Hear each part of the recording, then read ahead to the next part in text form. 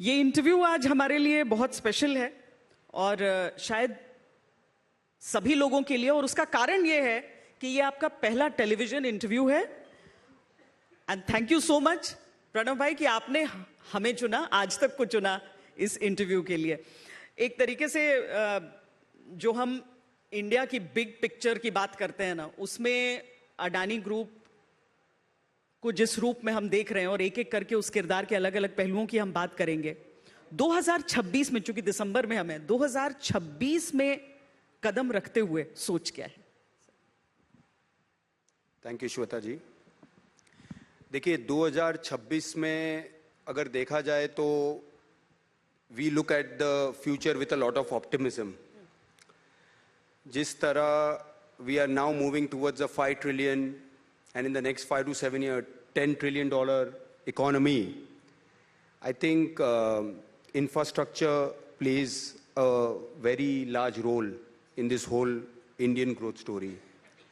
और खास करके जब इंफ्रास्ट्रक्चर की बात करें तो whether it is roads, airports, ports, energy, utilities, urban, sustainable living, these are all very important aspects. And I think अभी जो आने वाला 2026-27 गवर्नमेंट का lot of focus is on this. So we are looking at it with a lot of optimism. पर infrastructure में बहुत ज्यादा businesses हाथ डालते नहीं है, ऐसा क्यों है कि आप लोग ऐसा कर रहे हैं? जहाँ सब लोग नहीं डाल रहे हैं वहाँ हम लोग डाल रहे हैं। बट नहीं, infrastructure is not in that sense a easy business, क्योंकि उसके अंदर क्या है कि बहुत लॉन्ग टर्म जेस्टेशन है।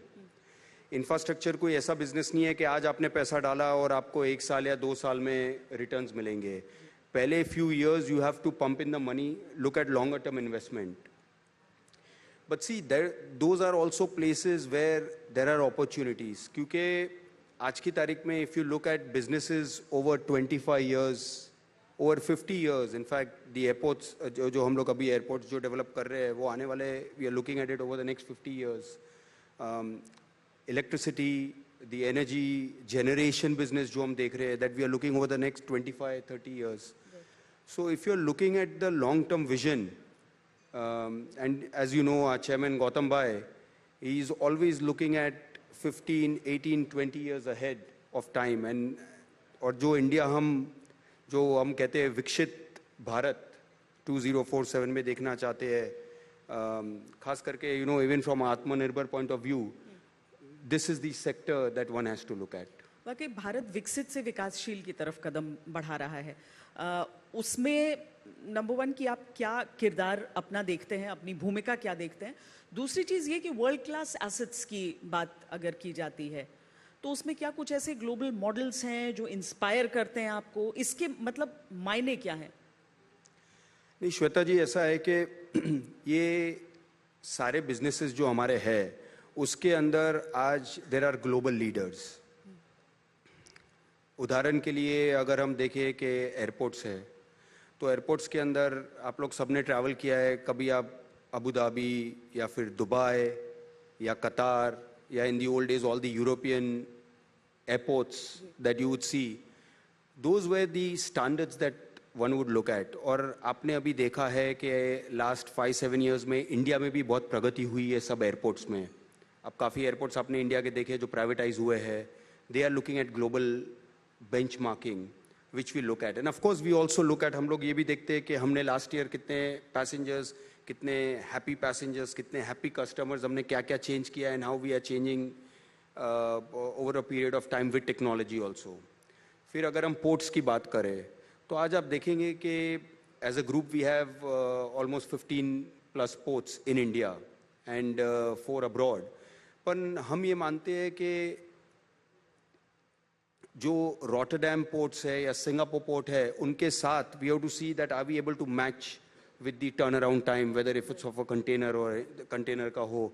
जैसे आज अभी हम लोग ने विजिंजम एयरपोर्ट का ओपनिंग किया, वो आज इंडिया का सबसे बड़ा ट्रांसशिपमेंट हब है।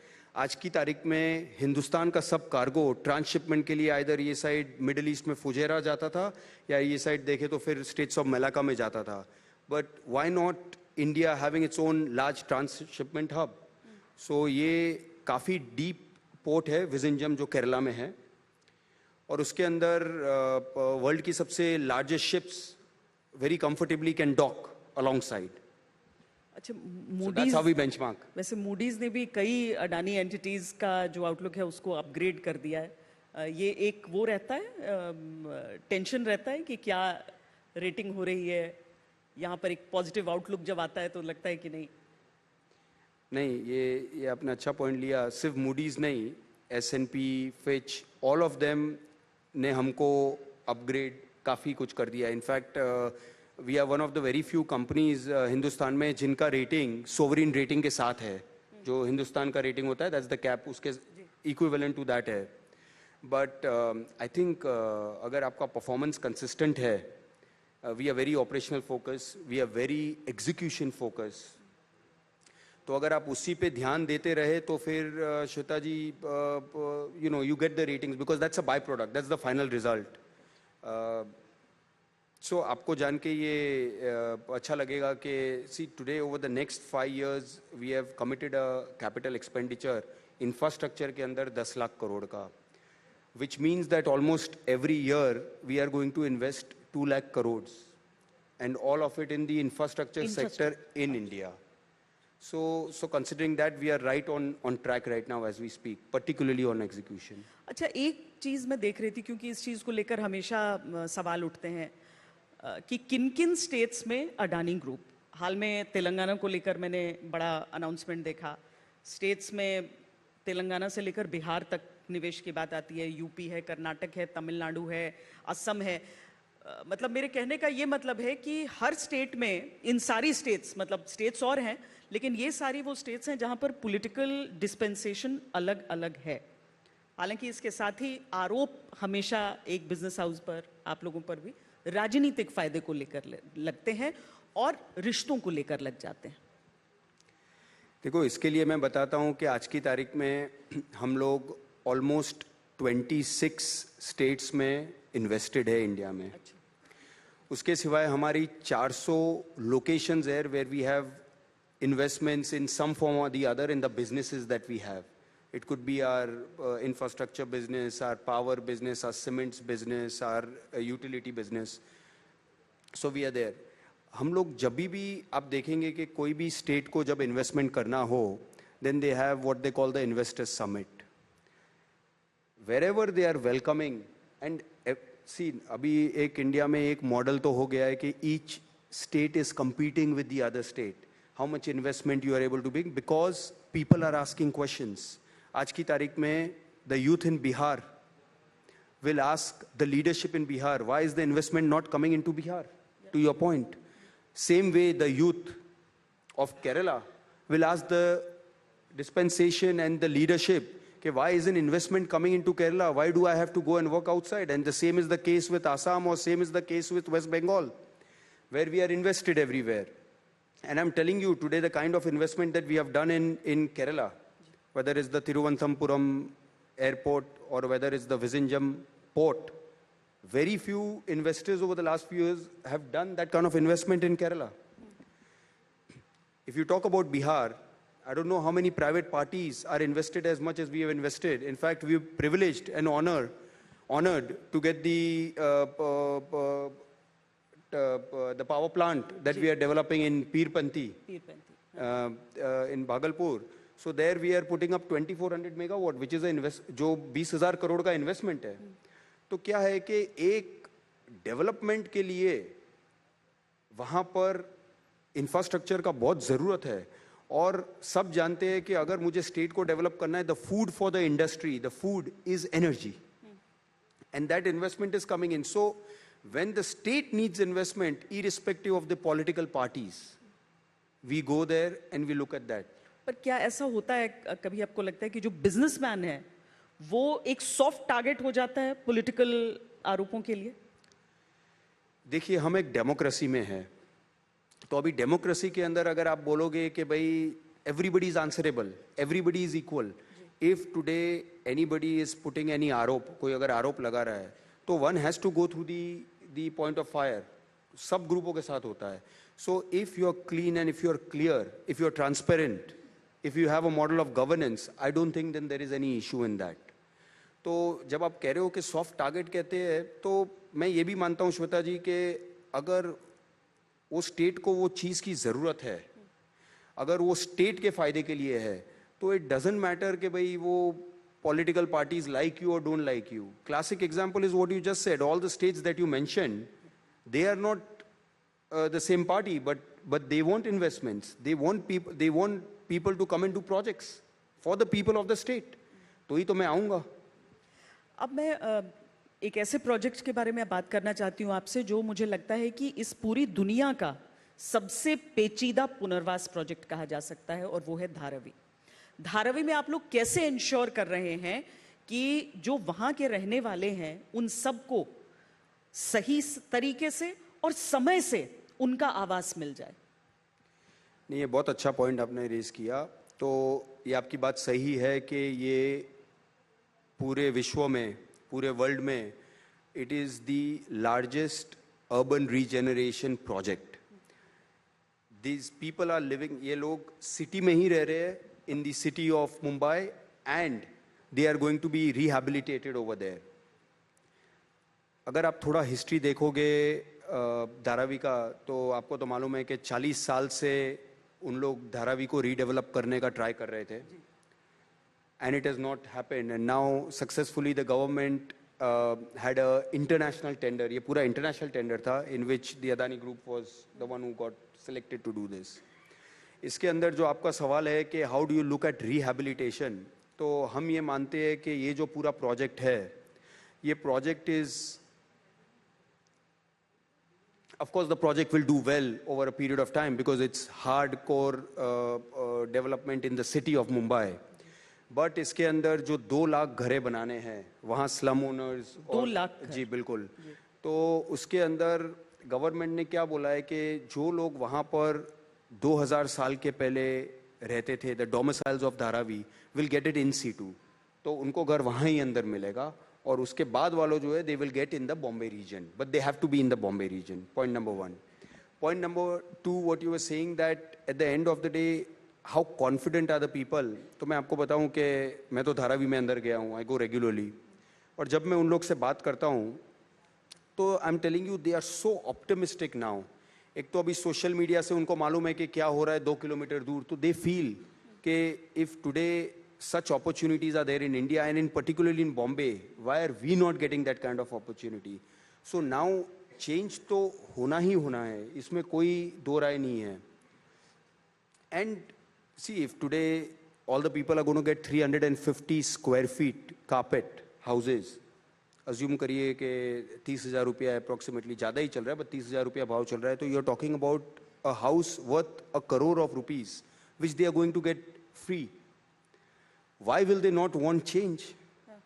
And everybody wants a life of dignity. Shweta ji, आपको बताऊं कि आप वहाँ पर देखेंगे तो today also there are many areas which are inhuman. नहीं, पर क्या कर रहे हैं सर आप? मतलब वो पहले भी ऐसा हुआ है कि स्लम्स के रीडेवलपमेंट के लिए उनसे घर खाली करवाया गया है, और उसके बाद जब बन गया है तो कहा गया है कि आप आ जाओ, पर लोगों के मन में एक अविश्वास रहता है कि ये घर बनने के बाद हमें देगा ही नहीं, कहीं और बेच देंगे. Very good point, you raised a very good point. I think आप बॉम्बे ठीक से जानते हो. तो उसके अंदर क्या एक ट्रस्ट डेफिसिट है. आज की तारीख में जो भी पहले काफ़ी स्लम डेवलपमेंट जो हुआ है, उसके अंदर दे ट्रांजिट हाउस में मूव करते हैं स्लम ओनर्स को, और काफ़ी टाइम ये हुआ है कि उनको वापस लाते ही नहीं है उनके स्लम्स में, and unfortunately they become so called homeless. तो उनको ये फील होता है कि उससे बेटर तो हम स्लम्स में थे, वही बेटर है. सो अंडरस्टैंडिंग दैट साइके जो हम लोग ने किया है, वो उसको किया है की टू की.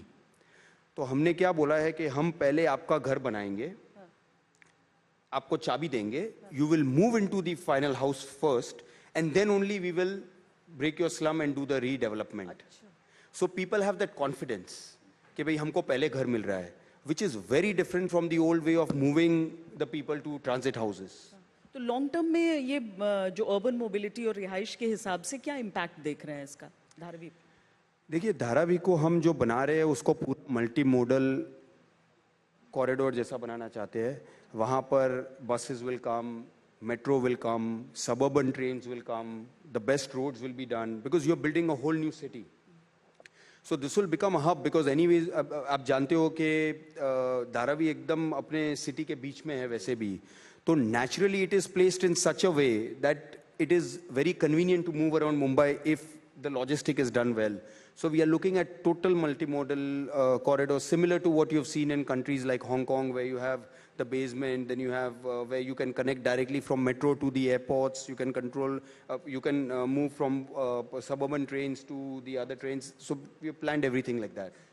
और ये चूंकि हम मुंबई की ही बात कर रहे हैं तो नवी मुंबई का जो इंटरनेशनल एयरपोर्ट मेरा ख्याल है 25 दिसंबर को ही उसकी शुरुआत हो रही है। किस तरीके से मतलब मुंबई जैसे शहर में जहां पर एयर ट्रैवल का जो इतना ज़्यादा प्रेशर रहता है, तो मुंबई की जो हवाई सेवा की क्षमता है उसको कैसे प्रभावित करेगा ये? तो एयरपोर्ट के ऊपर बात करें तो हम ये मानते हैं कि आप लोग ने काफ़ी वर्ल्ड में देखा है कि आज लंदन जैसी सिटी में भी 4 एयरपोर्ट्स है, whether we talk about Gatwick बोलिए, हीथ्रो बोलिए, London City Airport, Stansted Airport. Mumbai जैसी सिटी में एटलीस्ट 2 से 3 एयरपोर्ट की तो पक्का ज़रूरत है, और ये नवी मुंबई आने से it will also ease a lot of air travel. And we always believe, if you look at the models globally, कि where it is supply driven economy, तो अगर आप ज़्यादा सप्लाई दोगे तो लोग ज़्यादा ट्रैवल करेंगे बाय एयर, और लोग ज़्यादा ट्रैवल करेंगे by air, automatically the prices also will fall down. And you no air, आपने यूएस में तो देखा ही होगा कि air travel and train travel is almost similar depending on the time when you do your bookings.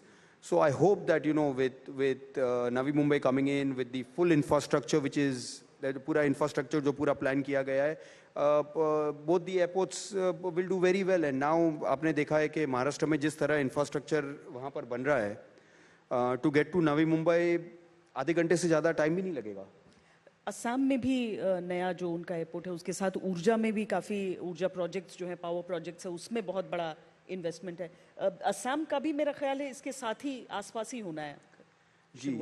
Assam का भी airport अभी पूरा एक्सपेंशन प्लान्ड है, बट उसके सिवाय ये जो आप कह रहे हो वो 3200 मेगावाट जो पावर प्लांट अपने डाल रहे हैं।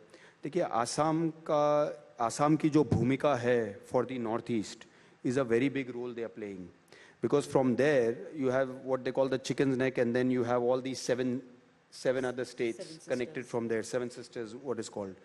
So actually अगर आप देखने जाए तो Guwahati airport itself can be a hub for that whole area. वहाँ पूरा ट्रैवल करने के लिए through Guwahati you can then go आगे, जैसे हम दुबई जाते हैं to go to the world. So Assam itself is in a very very strategic location. And you know these are the areas, ये ऐसे एरिया है जो हमको काफ़ी टाइम पहले एज अ कंट्री ज़्यादा इन्वेस्ट करना चाहिए था, बट वो जो कहते हैं कि जब टाइम है तब है। मतलब मैं केवल एक बिजनेसमैन से बात कर रही हूँ या फिर एक ऐसे व्यक्ति से बात कर रही हूँ जो जिम्मेदारियाँ या ग्रुप, क्योंकि आप उसका प्रतिनिधित्व करने के लिए यहाँ पर हमारे साथ हैं, जो ये सोच रहा है कि किस तरीके से, क्योंकि आपने वहाँ के बिजनेस से ज़्यादा इस बात पर जोर दिया कि कैसे वहाँ पर पहले विकास होना चाहिए था और उसकी कनेक्टिविटी के लिए कितना आवश्यक है। और इसीलिए मैं बिहार का सवाल, चूंकि आपने अभी डिटेल में बिहार का बताया, मैं आपसे ये समझना चाहती हूँ कि जब ये सारी चीज़ें जो पावर प्रोजेक्ट से लेकर वो पूरा, आप वहाँ के मतलब अडानी ग्रुप वहाँ का बिगेस्ट प्राइवेट इन्वेस्टर है जी। 53,500 जॉब्स की बात हुई जी। क्यों बिहार को लेकर ये ऑप्टिमिज्म है?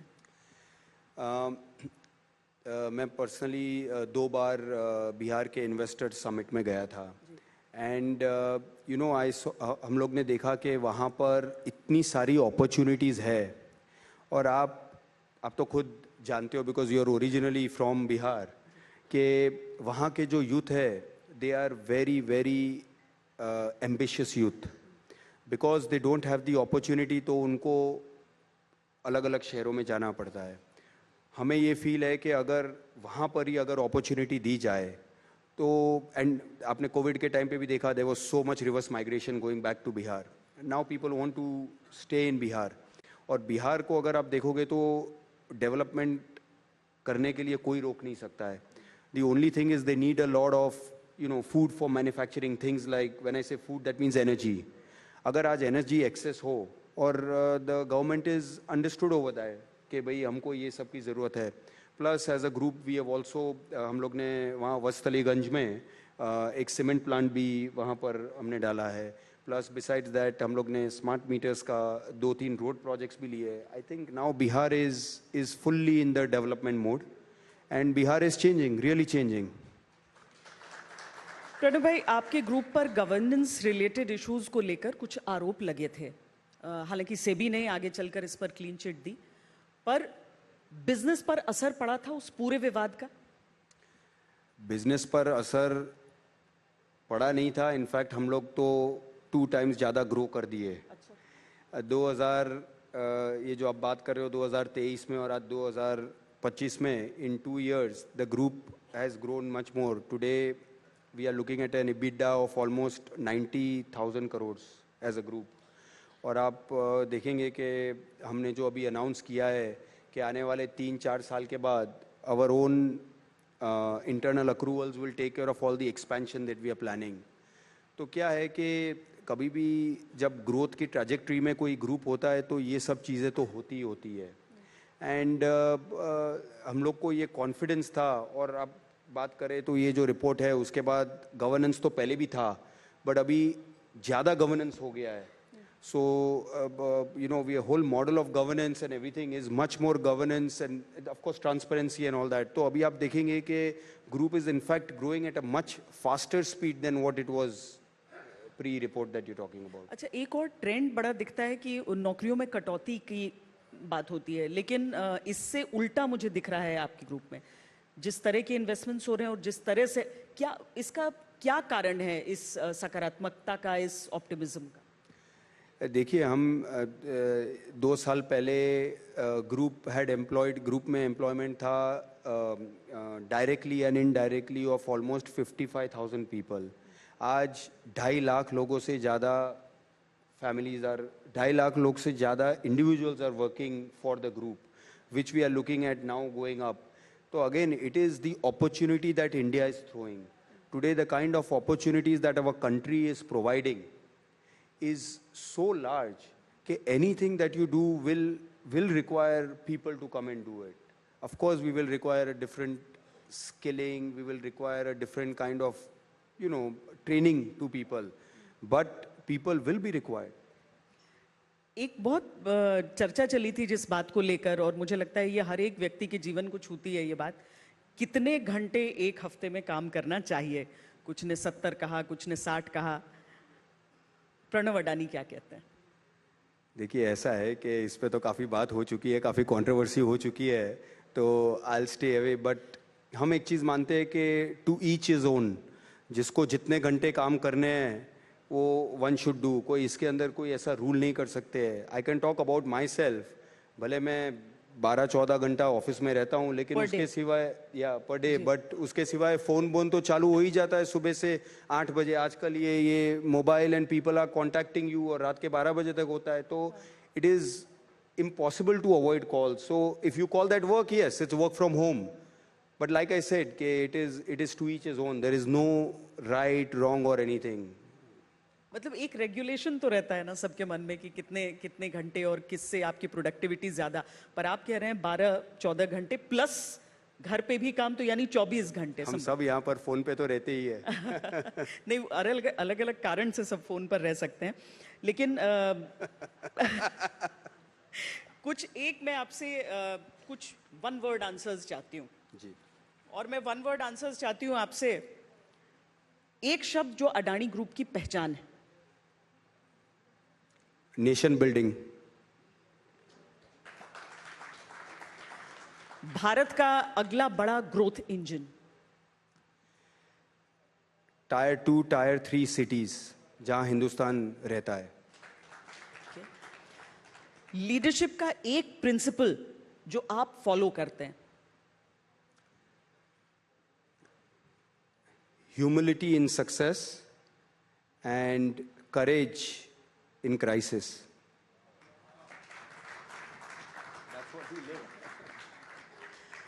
2025 की सबसे exciting technology. Of course it's AI. AI is changing the world. AI exciting है, एक्साइट कर रही है आपको? It's going to be a part of life. Positive negative नहीं, उसका आप अभी पॉजिटिव ही देखना पॉजिटिव चाह ही रहे हैं करने उसका। का, पॉजिटिव कन्वर्ट कर देंगे। अच्छा, गौतम भाई जिन्हें जी ऐसे पुकारते हैं आप लोग, कहते हैं बहुत सख्त टास्क मास्टर हैं। मतलब घर में अलग, बाहर ऑफिस में अलग, या घर पे तो बहुत प्यार देते हैं, लेकिन ऑफिस में टास्क मास्टर है। नहीं, so he is a very disciplined leader and वो खुद ही इतने डिसिप्लिन्ड है कि वो कहते हैं ना कि you learn leadership by looking at him. So we are all privileged to be working under him and learning from him. अच्छा, भारत में जो मल्टी मॉडल जो कनेक्टिविटी है, जो इंटीग्रेटेड लॉजिस्टिक्स हैं, उसको बहुत अहमियत दी जा रही है। तो इस लिहाज से भारत के विकास के अगले दौर में आप अडानी ग्रुप को कहाँ देख रहे हैं? देखिए श्वेता जी, जो आपने बोला, आपने देखा होगा कि विकसित भारत होने के लिए by 2047 how important is logistics. तो लॉजिस्टिक्स के अंदर अगर देखा जाए तो आज की तारीख में almost 8% of our GDP is logistic cost, 7.98%, which is good globally, but we can get much better. So the cheaper, and it is only possible by proper connectivity. Connectivity is not only ports, but it's ports, it's roads, it's ICD, it's airports, it's the overall connectivity. So I think अगर वो हम manage कर सके as a country, तो फिर to become विकसित भारत कोई हमें नहीं रोक सकता। और तब आई एम वेरी कॉन्फिडेंट कि you know to become a $30 trillion economy by then 100% possible है। इतनी श्योरिटी, इतना ऑप्टिमिज्म है आपको। एक चीज़, चूंकि आप पावर का क्षेत्र, ऊर्जा का क्षेत्र जुड़ा हुआ है, और वहाँ पर जब जुड़ता है और अंतर्राष्ट्रीय तौर पर हम देखते हैं, तो एक सवाल उठ जाता है कि कोयला और ग्रीन एनर्जी संतुलन है, किस तरीके से इसको अप्रोच कर पाते हैं? देखिए, ये क्या है कि थोड़ी फैशन है ये कहना कि भाई कोयला मत यूज़ करो, कोयला बैड है। देखिए आज की तारीख में अगर आप देखेंगे तो बेस लोड जो है वो आज भी थर्मल पावर प्लांट से आते हैं। We also need to understand कि आज की तारीख में जो टेक्नोलॉजी आ गई है, जिसको हम बोलते हैं अल्ट्रा सुपर क्रिटिकल, वो टेक्नोलॉजी ऐसी है कि उसकी एमिशंस ऑलमोस्ट नेग्लिजिबल है। So while we need thermal power plants for base load, of course we will also have equal amount of renewables. अभी आप देखेंगे कि रिन्यूएबल की बात करें तो जो अदानी ग्रुप एक रोल प्ले कर रहा है, we are going to be the world's, I repeat, the world's largest renewable generation company by 2030। एक एग्जाम्पल है कि खावड़ा जो कच्छ डिस्ट्रिक्ट में है अपने बॉर्डर के पास, वहाँ पर अदानी ग्रीन एनर्जी लिमिटेड हमारी जो कंपनी है, we are putting up 30 gigawatts, मतलब 30,000 megawatts of renewable capacity in one single location. तो just to put things in perspective, it's almost 520 square kilometres, is 5 times the size of Paris in one location where we are going to do the generation of solar power. और ये आपको चांद से भी जगह दिखती है, तो ये एक लोकेशन में हम कर रहे हैं। तो putting all this together we will be almost 50 gigawatts by 2030। पर चैलेंजेस भी तो होंगे। नहीं, चैलेंजेस तो सब बिजनेस में रहते हैं। देखिए at the end of the day अगर मैं खावड़ा की बात करूँ तो it was basically all barren land, because it is so hot and it's full desert that nobody would actually go there. So you're actually putting the land to productive use, and at the same time सब businesses में challenge तो रहते ही है। So when you say challenges, supply chain challenges रहते हैं, और हम लोग ने इतनी सारे businesses में देखे हैं challenge कि now we think it's a part of life really. मैं चैलेंजेस इस हिसाब से भी पूछ रही हूँ कि हमेशा से मतलब लंबे समय से बार बार ये कहा जाता था कि मतलब जो एक शब्द होता है ना, ईज ऑफ डूइंग बिजनेस, भारत इजी है बिजनेस के लिए या फिर नहीं है? देखिए ऐसा है कि ये हमने पहले भी बात की है कि ease of doing business, if you personally ask me, तो हम लोग तो भारतीय है, तो we have to see in context. तो आज से अगर मुझे पूछिए कि 10-12 साल पहले जो ईज़ ऑफ डूइंग बिजनेस था और आज जो ईज़ ऑफ डूइंग बिजनेस है, it is made a very big difference. मुझे ऐसा लगता है, मैंने तो लास्ट 20-25 ईयर्स में देखा है कि थिंग्स हैव इम्प्रूव ड्रास्टिकली। अभी काफ़ी चीज़ें ऑनलाइन होगी और ये फ़र्क पड़ा है only because today we have so much digital that everything is transparent. You will know exact, आपको अभी मालूम पड़ेगा कि बिहार में समझो कि कोई कैबिनेट हुई तो क्या हुआ है, most of it is online. अगर आपको कोई भी स्टेट में क्या हुआ, everything is online and everything is so transparent, so things have improved. Can it improve further? Always there's room to improve further. But today, if you personally ask me, we are much better than the India that we had in the old days. आखिर में एक सवाल मैं आपसे जानना चाहती हूँ, क्योंकि एक फैमिली के तौर पर अगर देखें तो आपको विरासत में नहीं मिला. ये आप लोग एक तरह से कहा जा सकता है कि पहली पीढ़ी रहे जो आप आकर और कुछ एक पॉजिटिव करने की कोशिश कर रहे हैं. अगर मैं इंडिया के यूथ के पॉइंट ऑफ व्यू से आपसे पूछूं कि एक ग्लोबली कंपेटिटिव इंडिया में योगदान देना है तो माइंडसेट में किस तरह का बदलाव करना होगा? देखिए, हमारे ग्रुप की बात करें तो this is the first generation group. Businesses, this is not something जैसे आपने बोला कि पीढ़ी पर पीढ़ी, it is first generation started founder chairman Gautam भाई अदानी. देखिए, एक चीज़ है कि आज की यूथ, अपनी जो हिंदुस्तान की यूथ है वो बहुत एम्बिशियस है, उसमें कर दिखाने का, करने का जोश है. और आपने ये पावर देखा होगा हर सेक्टर में जहां हम जा रहे हैं. As a country we are doing so well and we are looking at scale at a very different level. The biggest advantage that we have is today also 50% of our population is under the age of 35. You know the kind of power that we have. आज की तारीख में why is the whole world looking at India? That's because today we have ambitious youth. The mindset that we have is we should always have an entrepreneurial mindset to start something. I think that is something, वो कुछ ऐसी चीज़ है जो हमें youth में वो जगाना है कि भाई कुछ हमें एंटरप्रेन्योरशिप, कुछ हमें नया करना है, कुछ हमें, because at the end of the day यहाँ अपॉर्चुनिटीज़ तो इमेंस है. अगर कोई मुझे ये बोलता है कि नहीं इंडिया में अपॉर्चुनिटी नहीं है, मुझे बाहर जाना है, तो ये बहुत गलत बात है. मेरे मुताबिक एक्चुअली इंडिया के अंदर ही अपॉर्चुनिटी है. और very soon you will see a lot of, जैसे बोलते हैं ना, reverse migration coming to India. I am very confident about it. It's just a matter of time. Excellent. लेकिन एक लेगेसी अगर आपको सोचना हो, मतलब वो पैसे बढ़ते जाएं, आंकड़ा, फिगर्स, या फिर एक ह्यूमन लेगेसी, और अगर वो है तो क्या है आपके दिमाग में? देखिए, as a family for us what is important is like you rightly said के लेगेसी के हम लोग ने what mark did we make, what difference did we make to the people. लोगों के लाइफ में हमने क्या बर्ताव, how did we progress them, how did we do something for them. ये हमारे लिए बहुत इंपॉर्टेंट है. आप हमारे सभी बिजनेसेस देखेंगे तो all of the business that we are doing is now with a purpose. जैसे अभी हमने धारावी की बात की तो सेटिस्फैक्शन ये मिलता है कि their people will get a life of dignity. लोगों का लाइफ चेंज होगा, लोगों में प्रोग्रेस होगा, उनके फ्यूचर जनरेशन्स को प्रोग्रेस देगा. And see what we look at is now how people will remember us more than anything else, and which is why all the projects that you see are something that our country should be proud of. At the end of the day, we are Indians. We are all have to do something for our country, or you know, this is what we believe we are made to do, and this is our service to the nation. मतलब हम नहीं चाहते थे कि आपके साथ हम आंकड़ों पर बात करें, क्योंकि बहुत सारी बातें मुझे लगता है कि फिर तो बहुत विस्तार हो जाता. लेकिन चाहे वो राजनीति की बात हो, चाहे एक पूरे कैंपेन की बात हो, जिसको लेकर आगे एक निर्णय भी आया, सब पर आपने बात की है, सबका आपने जवाब दिया है. बहुत बहुत धन्यवाद. लेकिन जाने से पहले हम आपसे एक गुजारिश करेंगे कि आपका 2026 के लिए क्या एजेंडा है अपने लिए, भारत के लिए, प्लीज हमारे लिए लिख कर जाएं.